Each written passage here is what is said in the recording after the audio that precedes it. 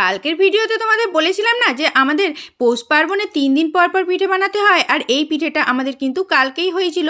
তো কালকে তো আর ভিডিও এডিট করা সম্ভব না, রাত্রিবেলা যেহেতু পিঠেটা হয়েছে, তো কালকে কিন্তু আমাদের বানানো হয়েছিল। দেখো এখানে এটাকে বলে সাজের পিঠে। তো সাজের পিঠেটা আমাদের বাপের বাড়িতে বলে, আর আমাদের শ্বশুর বাড়িতে কিন্তু এটাকে আজকে পিঠে বলে। আর আমাদের বাপের বাড়িতে যে প্লেন সাজগুলো হয় না, সেই সাজের মধ্যে কিন্তু 5টা করে বাটি থাকে, আর তার মধ্যে দিয়ে কিন্তু একসঙ্গে 5টা করে পিঠে হয়।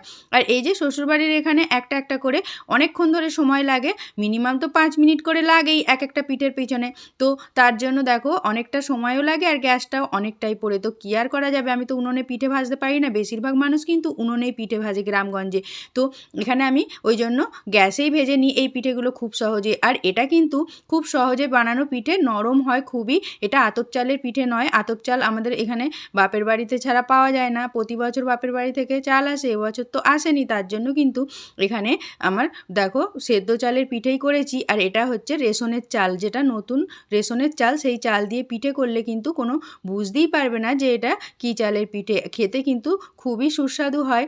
আর এইভাবে নরম সফট যারা পিঠে খেতে ভালোবাসো তারা এই চাল দিয়ে বানিয়ে খেতে পারো। আতপ চালের পিঠে কিন্তু একটু শক্তও হয়। তো তারপরে ওই পিঠেগুলো আমার ছেলে যেহেতু ভালো খায় না খুব একটা, তার জন্য আমার ছেলের জন্য কয়েকটা সরু চাকলিও ভেজে নিলাম। আর এটা কিন্তু চালের গুঁড়ির সাথে ময়দা পায়েল করে বানিয়েছি।